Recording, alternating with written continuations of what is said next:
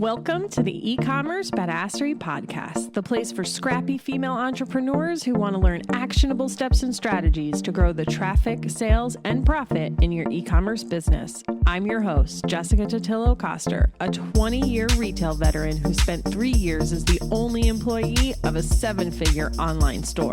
That shit was crazy. I know exactly how it feels to do all the things, and I'm sharing everything I learned the hard way so you don't have to. I may have started this business by accident, but supporting badass bosses like you lights me the fuck up, and I am so stoked to see you grow. Are you ready, babe? Let's roll. Welcome back to the eCommerce Badassery Podcast. I'm your host, Jessica Totillo-Coster.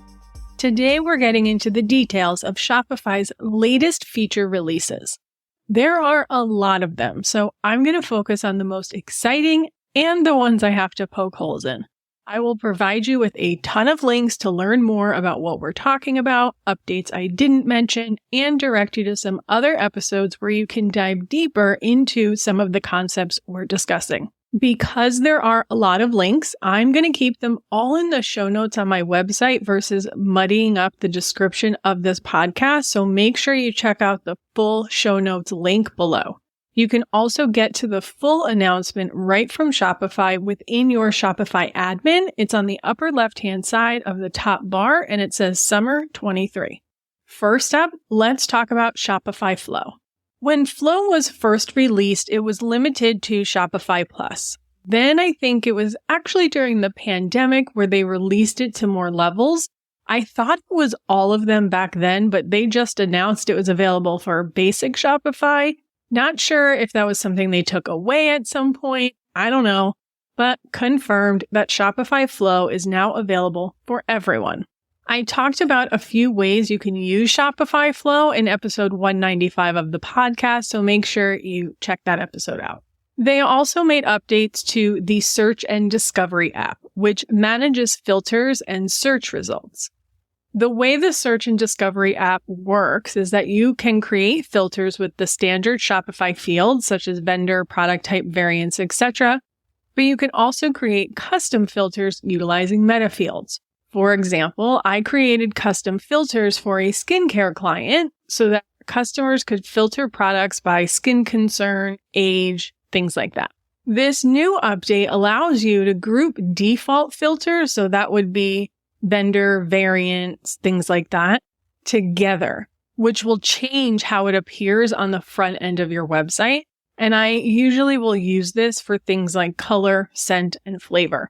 So let's say you have different colors like burgundy, maroon, and red.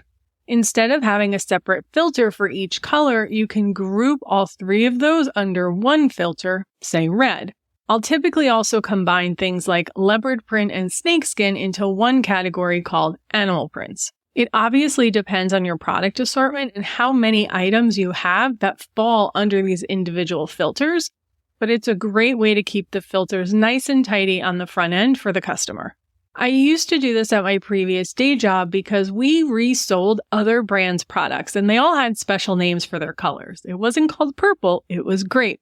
But if we had another brand with something purple that they called purple, I wanted to put purple and grape together. You can do the same for scents and flavors as well. Instead of having individual scents such as strawberry and raspberry, you can group them under a filter called fruit. Again, it depends on your product assortment. If you have 30 strawberry items and 30 raspberry items, maybe you want to keep them separate. But if you only have 6 of each and they're just all going to show up on one page, I would just group them together. Another exciting announcement is that Shopify Payments is opening up to previously restricted businesses. If your business offers CBD, tobacco, sexual wellness, or pharmaceutical products, you may now be eligible for Shopify Payments. When you're using Shopify Payments, it also lets you offer Shop Pay on your store, along with some other announcements that we're going to get into in a bit. How they're actually doing this, I'm not sure. As far as I understood, the previous restrictions were based on Stripe's rules. Maybe they're switching who they use to process the payments for this. They honestly didn't give too many details about it. They didn't mention whether the pricing would be higher for these higher risk businesses. Ultimately, you do have to sign up to join the wait list. So if that is you, I'll stick a link in the show notes where you can sign up for that. Another financial update they made is Shopify Bill Pay. This allows you to pay any business anywhere, just like the bill pay you likely have access to through your bank. The big difference with Shopify Bill Pay is that it allows you to use a credit card to pay a bill to a vendor, and then the payee can choose to get paid by check or transfer. So if you have a vendor who doesn't take credit cards, you can use Shopify Bill Pay. So you pay credit card on your end, and then Shopify sends them the money. It is limited to US stores, but you can pay international businesses. Another thing, and I don't know, I feel like I knew this already, but maybe I made it up because it was included in this release, but Shopify has a credit card.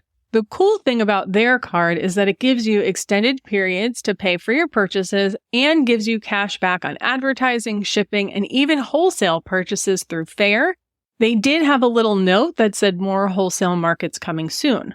Ultimately, I am all about responsible credit card use for cash back, so this is a great way to earn cash for all the business purchases you are already making. The trick is responsible credit card use, meaning that you pay it off every month. So aside from all of this financial updates, Shopify has also released a few updates to its existing products and functionality. For instance, the Shop app.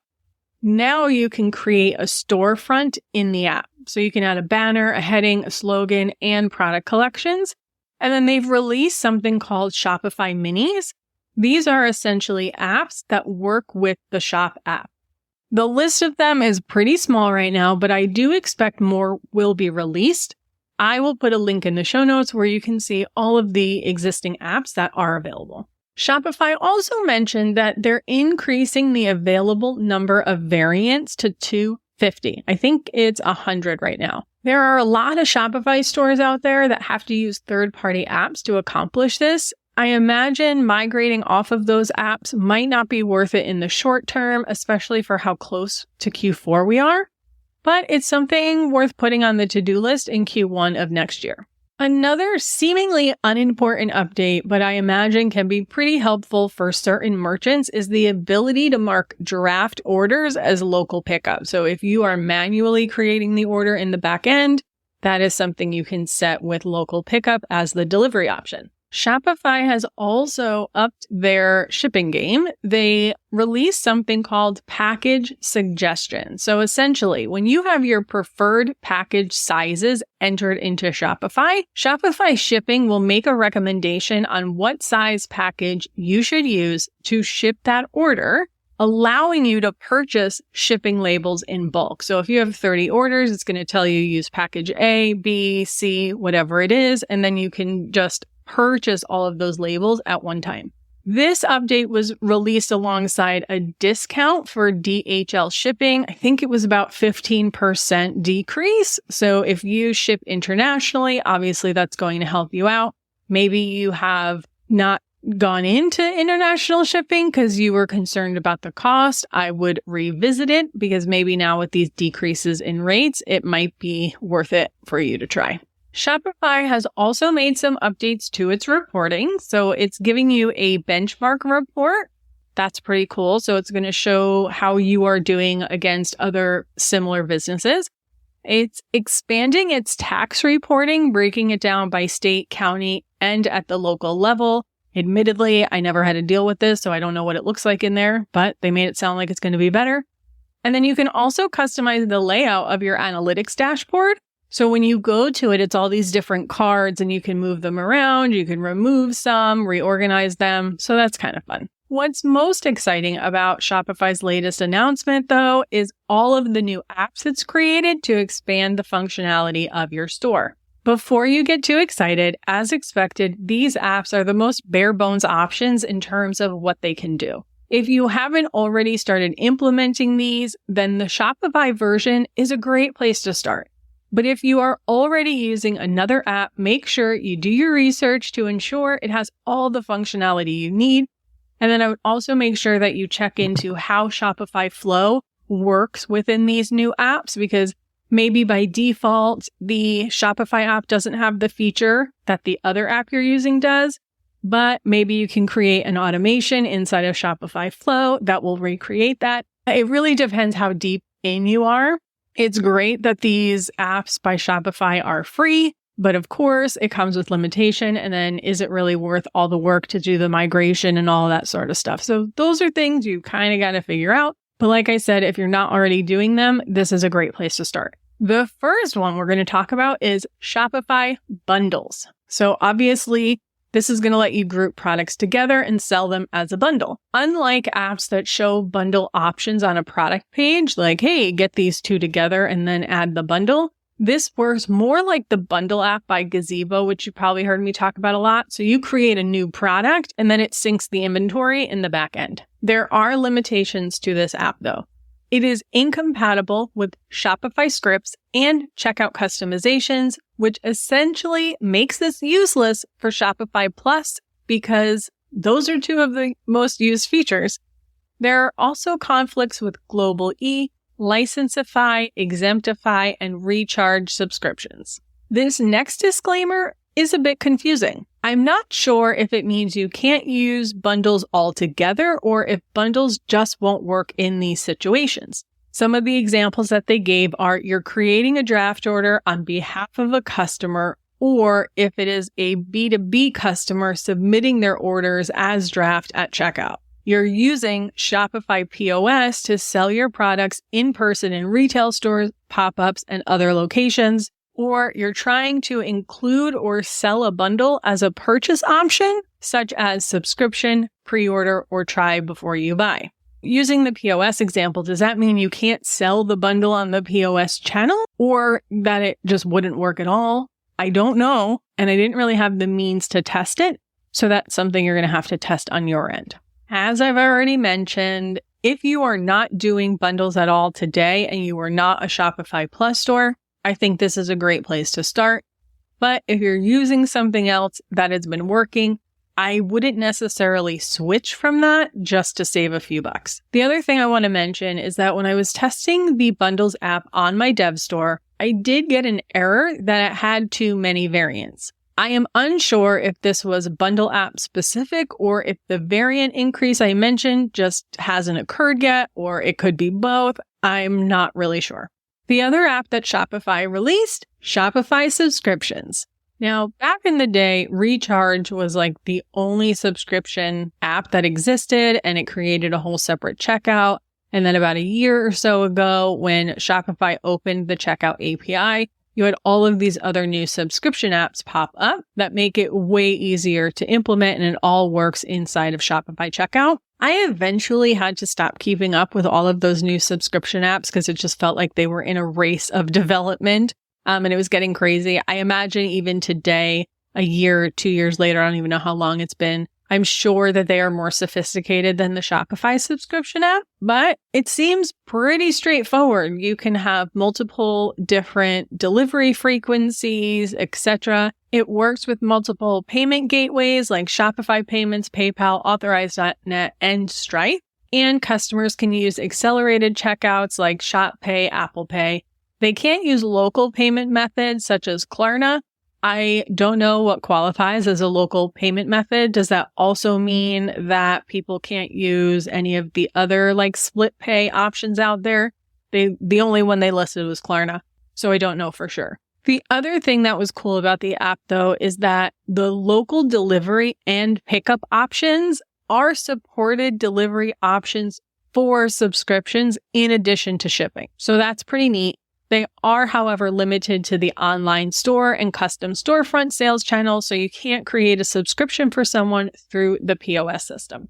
Customers will also have access to pause and skip through the new customer accounts inside of Shopify. The app is not released yet. You do have to sign up for access to that. So if you want to check it out, I'll put a link in the show notes for you to sign up.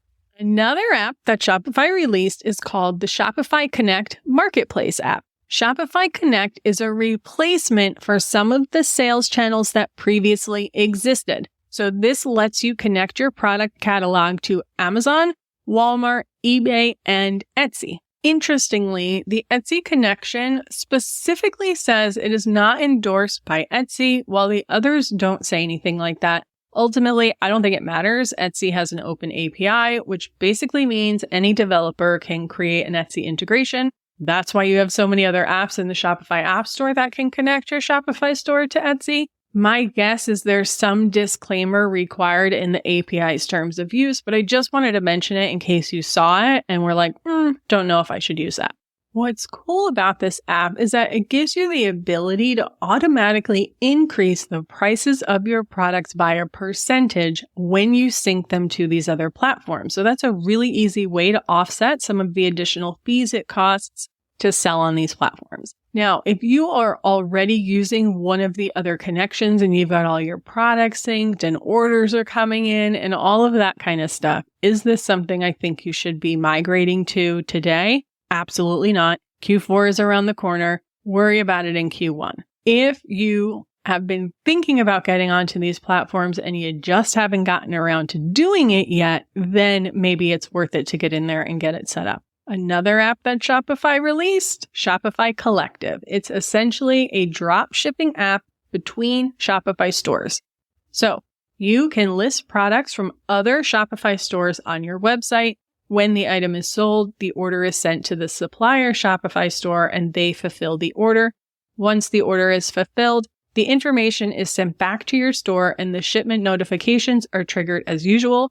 So at least the customer communication is coming from you, not from the supplier. There are technically two different groups. There's a retailer and a supplier. You can be one or both, but there are a few requirements for eligibility. Currently, it's limited to US-based businesses that charge in USD.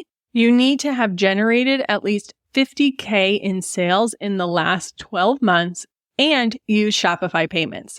This is one of the reasons that the expansion of who can use Shopify payments is exciting, because making that switch could make you eligible for this if you're interested. Those requirements are the same for both apps. But the supplier app has one more limitation, and that is your products need to be eligible to be sold on the Shop app. There are a number of things that are restricted, but some of the highlights are age-restricted products. They mention specifically alcohol, tobacco, and gambling. I imagine that includes things like adult novelties as well. I'll put a link in the show notes to their shop eligibility requirements for you to check it out. Now, on the surface, I love this, especially for small businesses, because it makes it really easy to expand your assortment without investing in inventory. And it's a really easy way for you to collaborate with your other small business friends like you hear me talk about all the time. I do want to caution you a bit before you go crazy with this. This is connecting you to other small businesses, many of whom have never acted as a dropshipper before, likely don't have the infrastructure or policies in place to run a dropshipping business, and you're ultimately at the mercy of this company to fulfill the needs of your customer. If you are going to utilize this, make sure you have clear expectations and agreements about how to handle returns, order cancellations, delayed shipments, etc. Another thing to watch out for is that by default, the payment to the supplier will be automatically deducted from your Shopify payments balance. I imagine this is one of the reasons they require you to be active on Shopify payments. You do, however, have the option to turn this off. And I recommend you do for two main reasons. Number one, if it pays them out automatically, you have no leverage if they default on their end of the bargain. Two, it will make your bookkeeping a nightmare because you'll have to parse out each Shopify payment deposit to account for what was actually inventory that you bought, etc. Additionally, from what I can see, Shopify is just giving you the tools you need to connect with other stores, but it's not a service they're offering, which means they don't really have anything to do with the success of the program between their merchants. All that being said, I do think this is a great way for you to partner with businesses that you already have a relationship with. Maybe you buy wholesale from them and you'd love to offer more of their products, but you just don't have the resources to bring in that much inventory. Or maybe you're a wholesaler who has a store interested, but they haven't quite made the jump yet. So this could be a great way for retailers to test you out. In either case, remember that drop shipping margins are lower because the supplier still has to fund the fulfillment side of the business. So if you are going to be the supplier, make sure you adjust your prices accordingly. Side note, I did try and join to see what the interface was like. Because I'm a partner and have access to multiple stores, it did immediately show me the stores that weren't eligible because they weren't using Shopify payments. However, it still let me apply with my dev store, which technically doesn't qualify because I don't have any sales. From what I can tell, it looks like I might be on a wait list and they're onboarding people slowly. The last of the new Shopify apps is Shopify Fraud Control. My favorite feature is that you can automatically prevent orders based on certain criteria, like an IP address. I haven't heard of it in a while, but I do remember back in the day, multiple different Shopify stores were getting fraud orders from the same IP. You can also use the Shopify Fraud Control app in conjunction with Shopify Flow to do things like automatically canceling orders from specific email addresses that have proven to be fraud in the past, or automatically canceling and restocking high-risk orders. I would be careful with that last one because there can be some properties that by default seem high risk, but actually aren't. For instance, at my previous day job, we had an order of a few $1,000s. I was so excited that Monday morning that I came into work. The order had happened super late at night. The billing and shipping address were different, and I think the shipping address was far from the IP address where the order was placed, and all of those things make Shopify flag it as potential fraud. But it was such a big order, I had to do investigation on it, and it turned out it was actually a celebrity that placed the order, and the billing address was that of her finance manager, which is very typical in the industry. They use that address for their credit card billing, etc. So at first glance, it looked like fraud, but because I took the time to investigate it and ultimately reach out to the customer, I was able to confirm it was legit and we didn't lose that sale. So I do say when you get high risk stuff, it's worth it for you to at least do a little of investigation of your own. Sometimes we would get orders where the shipping address would be a UPS hub or something, or it would be like a freight forwarder. So it would get delivered to one place and then ship internationally. So there were all these little different things, but it's definitely worth those few minutes it takes to look those things up. All right. Just like every other business and platform out there, Shopify is leveraging the power of AI for their merchants. Shopify released its first AI product, Shopify Magic, a few months ago. Initially, it was available on product pages to help write product titles and descriptions. But they've expanded Shopify Magic to your site design so you can use it in the theme customizer. Maybe you're writing a blurb on your homepage, and you can use it in content such as blog posts. You can use it in the internal email marketing program and Shopify Inbox, which is its chat app. The chat app also now has the ability to set up FAQs for customers, and Shopify Magic can help you craft the answers based on the content of your site. And then it can also help you craft answers to live questions, which you then have the ability to edit before you send to a customer. But they're not stopping at Shopify Magic. They're also releasing Shopify Sidekick. This is more of an actual assistant, so it can serve up answers from Shopify's documentation and even do things like create a new discount code for you. The example prompts they gave during the presentation were, give me the test credit card numbers, or create a discount code for 10% off all tennis balls until July 30th. Is that last one faster than just creating the actual discount code? I don't know. I feel like I'd be compelled to ensure that it was set up properly, so I might as well just do it myself. But being able to serve up answers from Shopify's documentation without having to navigate there is pretty handy. Early access to Shopify Sidekick is rolling out in August 2023. So if you want it, you gotta sign up for it, and I will put the link in the show notes. All right, so we've talked about finance and apps for functionality. Let's talk about some of the things they did in terms of marketing. Honestly, I've been pretty impressed by the improvements Shopify has been making from a marketing perspective, especially in terms of their internal email marketing platform, and the updates keep on coming. Now, I wouldn't tell you to leave Klaviyo, Omnisend, or Drip for Shopify's email without understanding how well you're using it. But if you're just getting started or you're still using Flowdesk, then it's definitely a good option. But here are some recent updates they've made to the platform. The first thing I noticed, even though I don't remember it actually being in the announcement, maybe I just didn't realize that it was there, but you can add a product into an email with an accelerated checkout button. If you've got a small assortment, you're regularly featuring individual products, or if there's something new you want to focus on, you just put it right in there, super easy. They don't have to go add it to their cart or any of that. They just click the button and you're good to go. They've also released an app called Shopify Forms. By default, every theme comes with a Shopify form to collect email, but it doesn't give you an option to collect any additional information. So this app, Shopify Forms, does. You can add new fields to the form, just like you can with a form in Klaviyo. For example, if you want to ask them what type of content they want to hear about or what they want to shop for. And then it will store that data in a customer meta field, which you can then use for segmentation inside of Shopify. It also gives you the option to collect a birthday. From what I can tell, after testing it, you can't actually do anything with that birthday because when they collect the birthday, it requires a year. And none of the segment conditions allow you to find everyone who has a birthday in a specific month, for example.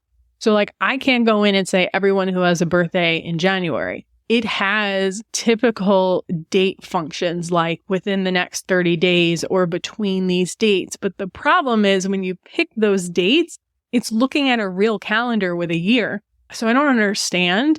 Maybe it's user error. I spent way too much time trying to figure this out. I also did not see a trigger option in the automation. So I was trying to do segments for campaigns and then I went into the automation, but there's nothing like trigger on a birthday or on a date or whatever. So I really don't understand what the point of it is.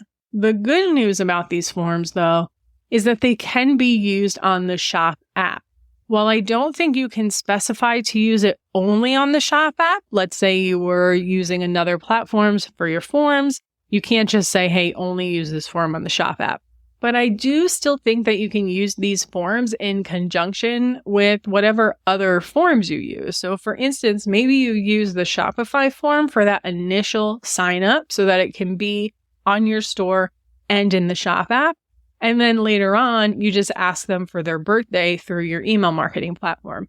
Because I also noticed, at least right now, that data that you collect in Shopify forms is not exported to Klaviyo. And if it's not exported to Klaviyo, it's probably not exported anywhere. Another marketing update they made was to their Shopify Collabs app. When I was watching the presentation about it, I'm not sure I even 100% understood what the updates were because I wasn't super familiar with the platform because it's lacking in a lot of typical affiliate management features. But like everything else, it's a good place to start. And even if you have an affiliate program somewhere else, maybe you also set up collabs just so you can get access to whoever they have in their space. I'm not sure, how good that marketplace is in terms of affiliates and influencers, but hey, if someone's going to try and sell your product, why not?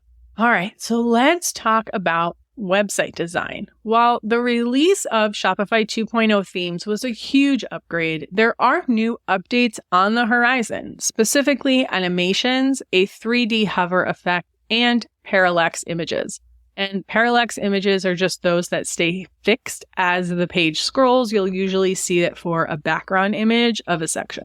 They're also releasing the ability for you to preview a section before you add it to your theme. So if you're building out your homepage and you hit add section, right, you just have the names and you're like, I think I know what that means. But now there's actually going to be a visual preview. It's such a simple update, but I'm excited for it because you know how many times I add stuff and then delete it because it doesn't really do what I want it to do or it's not what I thought it was. So I imagine it'll be a little bit of a time saver. But the updated that I'm most excited about is something called Flex Sections. So instead of being tied to however that initial section was designed, right? You've got an image on the left and you have text on the right, and you really have no control over how they display. You're going to be able to resize images and add more images, switch the layout, all right on that canvas. They didn't give a release date for this, but it's a huge upgrade in terms of design on Shopify. One thing I will say though, unfettered design on websites can definitely backfire in terms of usability. So be careful when this functionality is released. My guess is it will also require an update to your theme, so be prepared for that. The good news is updating on 2.0 is a lot easier than vintage themes because it will now hold a lot of your customizations. But like most design things, it's probably not something you need to worry about right away. The next big update was all about Shopify checkout. If you remember, Shopify announced during their Winter 22 release that one-page checkout was coming to Shopify, but there was no information in terms of when that was going to be. During this most recent announcement, they brought it up again, but not before letting everyone know that after some third-party testing, Shopify's checkout, the 3-page checkout that so many people complain about, converts 15 to 36% higher than all other checkouts. I'm not sure how I feel about that statistic, how correct it is or what, but all I would say is I highly doubt if you are struggling on your online store that the checkout is the problem, because consumers are so conditioned to see that Shopify checkout because so many stores use it.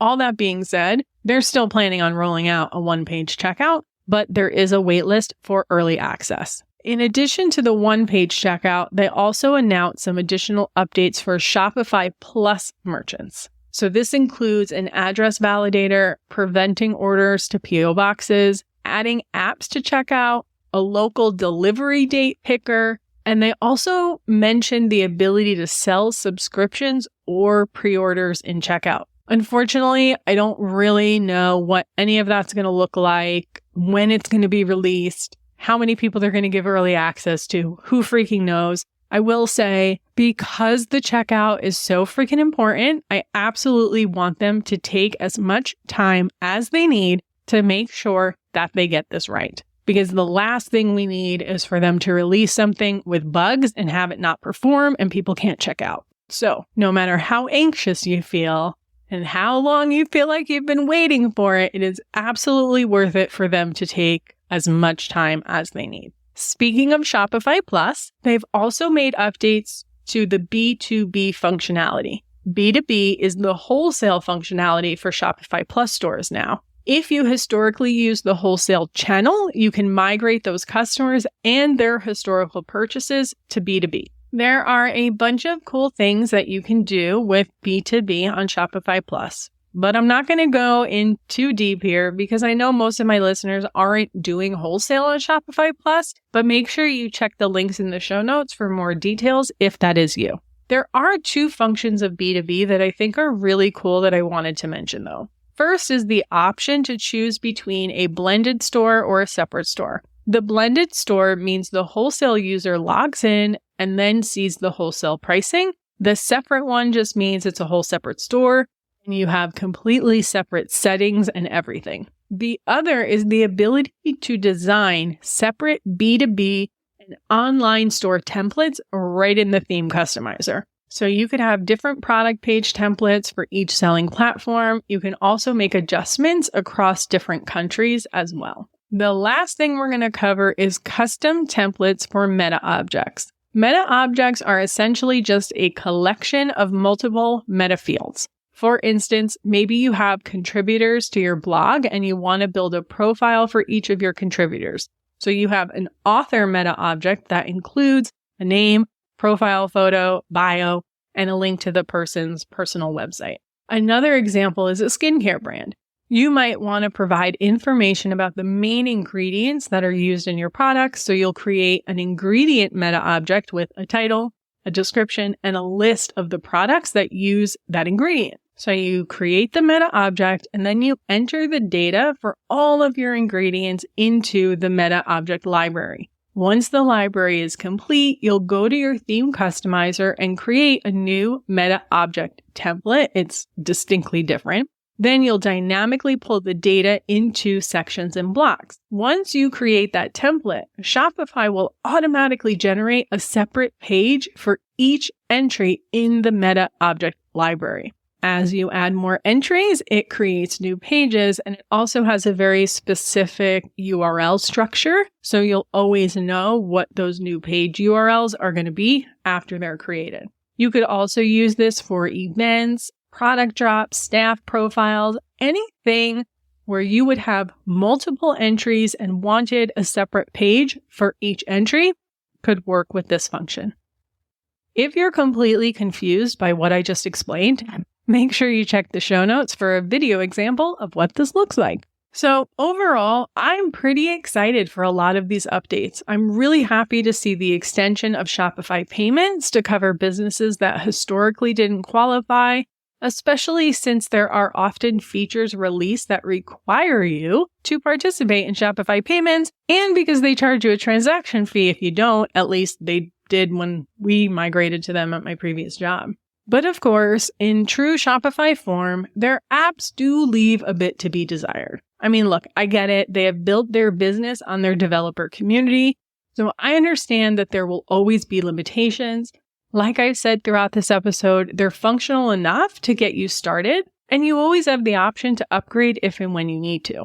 Ultimately, I am grateful to Shopify for all of the effort they put into constantly innovating and improving their platform. And while no platform is perfect, Shopify is still my e-commerce platform recommendation 99% of the time. I hope you found this episode helpful and that it saves you some time on your own research. Again, there are additional updates that were released. Check the show notes for all of the details. But that's a wrap for today. Thanks so much for hanging out with me, and I'll see you on the flip side, friend. Thank you so much for listening to today's episode. If you like what you heard, I'd be so grateful if you'd leave a review on Apple Podcasts, and don't forget to subscribe so you never miss an episode. And if you're looking to surround yourself with more product entrepreneurs who totally get your life right now, get your booty on over to the eCommerce Badassery Facebook group. Can't wait to see you there. Until next time, e-commerce friends.